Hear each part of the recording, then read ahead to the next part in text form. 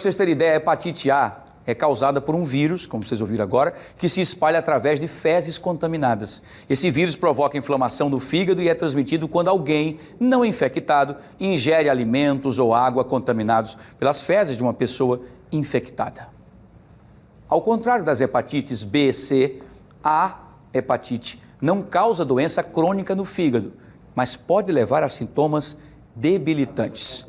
É sobre esse assunto que eu converso a partir de agora com a médica infectologista, doutora Luciana Pacheco, no Explica Pra Gente, que está no ar.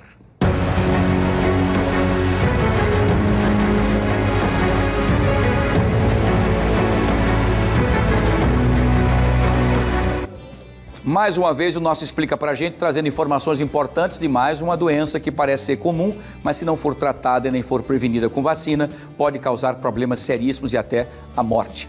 Doutora Luciana Pacheco, mais uma vez, bom dia. Seja bem-vinda aqui ao nosso Fenômeno Fica Alerta mais uma vez, para falarmos dessas doenças que durante muito tempo foram erradicadas, mas por alguns negacionismos, por algumas situações também da Covid, nós estamos negligenciando a ida para os postos de saúde para tomar essa vacina gratuitamente pelo SUS, e essas doenças estão começando então a aparecer e causar problemas. É isso, doutora? Boa tarde. Boa tarde, Wilson. Boa tarde a todos os telespectadores. É isso, Wilson. A hepatite A é uma doença antiga, né, que a gente já conhece por muitos anos. É uma doença que vinha sendo bem controlada com a vacinação. Mas em alguns estados, né, do nosso país, houve um aumento em 50% dos casos. E isso gerou realmente, como você falou, preocupação nas autoridades. O estado de São Paulo, Santa Catarina, emitiram alerta, né, por conta desse aumento de casos. É uma doença que acomete o fígado, é o órgão-alvo dela. Normalmente é uma doença benigna, mas pode ter algumas formas fulminantes. E aí é muito grave, né? Nesse caso, às vezes precisa as pessoas receberem o transplante de fígado para sobreviver. A doença, ela tem a baixa cobertura vacinal, porque é uma doença que tem vacina. Então, a baixa cobertura vacinal mantém o vírus circulando até chegar aos adultos, a baixa cobertura vacinal nas crianças, né? Porque, como a Jéssica falou, a enfermeira, a vacina é aplicada nas crianças, de 15 meses até, na rede pública, de 15 meses até 5 anos. Então, se a criança não é imunizada, não é protegida, o vírus fica circulando na natureza, até chegar nos adultos, ou que nunca tiveram a doença, ou que não foram também vacinados quando crianças, e aí isso vira esse círculo vicioso. Então, e aí aumentam os casos, né? Então, como eu falei, é uma doença benigna, é uma doença que normalmente as alterações, o acometimento é leve quando a gente compara, por exemplo, e não tem essa evolução para cronicidade quando a gente compara com a hepatite B e com a hepatite C, mas ela pode causar febre, pode causar dor no corpo, pode causar dor de cabeça, náusea, vômito, e os olhos e a pele amarelados. Geralmente é quando a pessoa vê o olho e a pele amarelada é que pensa que está doente, né? Quando procura o serviço médico. E a gente pode evitar tudo isso, de fato, com a vacinação. Perfeito, doutora. Muito bem. Vamos para as perguntas dos nossos telespectadores que querem participar sempre desse bate-papo com a doutora Luciana Pacheco, que é muito importante. Quem faz a pergunta é a Cássia Freitas, doutora Luciana. Ela pergunta o seguinte, doutora, quais são as formas de contágio? As principais formas de contágio são o que a gente chama pela transmissão fecal-oral. Então, a pessoa contaminada, ela elimina pelas fezes, principalmente, o vírus, e aí pode contaminar a rede de esgoto, né, a água, os alimentos, e a pessoa se alimentando com algum alimento contaminado com vírus ou ingerindo água contaminada com vírus, pode se infectar. Essa é a principal forma de transmissão. E existe também a forma de transmissão sexual, principalmente anal, a pessoa eliminando o vírus pelas fezes, ela pode também contaminar nesse momento do contato sexual a outra pessoa. Então, são as principais formas de transmissão, de contágio. Perfeito, muito bem. Vamos para a segunda e última pergunta de hoje. Quem faz para a doutora Luciana Pacheco a pergunta? Vamos para a segunda pergunta. Quem faz é o Gabriel Souza. E ele pergunta o seguinte, doutora, a doença sempre apresenta sintomas?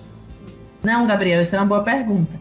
Nem sempre ela apresenta sintomas. Aliás, em crianças, muitas vezes ela não tem sintomas. A pessoa nem sabe que tem hepatite A. Mas, mesmo assim, ela pode ser transmissora. Ela não apresenta sintomas, mas pode transmitir.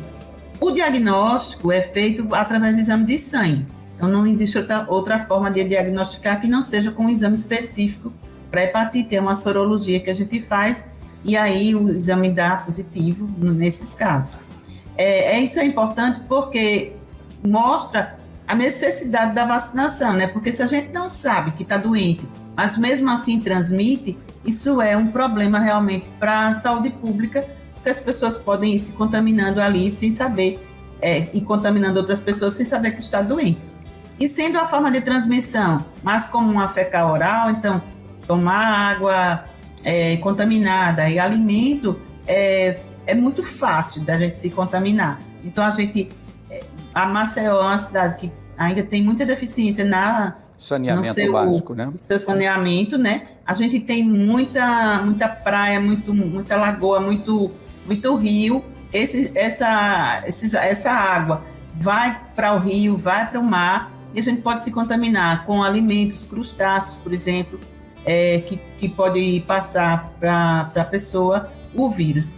E a água também. Então, é importante, na parte da prevenção, a gente lembrar, além da vacinação, tomar água limpa, né, água tratada, não evitar tomar água de torneira, porque por conta do saneamento deficiente, e cozinhar bem os alimentos. Então, mesmo que você vai comer crustáceo, evitar comer sururu cru, como o povo gosta de comer, então, cozinhar bem o alimento, porque o vírus ele não resiste à temperatura grande no cozimento. Então, é importante isso. Lavar bem as mãos, né? Também faz parte aí das medidas de prevenção e tomar vacina. Perfeito, doutora, muito bem. É fácil, é só a gente continuar fazendo a nossa parte, né, em relação à higienização de alimentos e das mãos, principalmente, que é um grande vetor terrível, né? Enfim. Isso. Doutora, mais uma vez, muito obrigado. Boa semana, com muita saúde. Muito obrigado pela sua participação conosco aqui.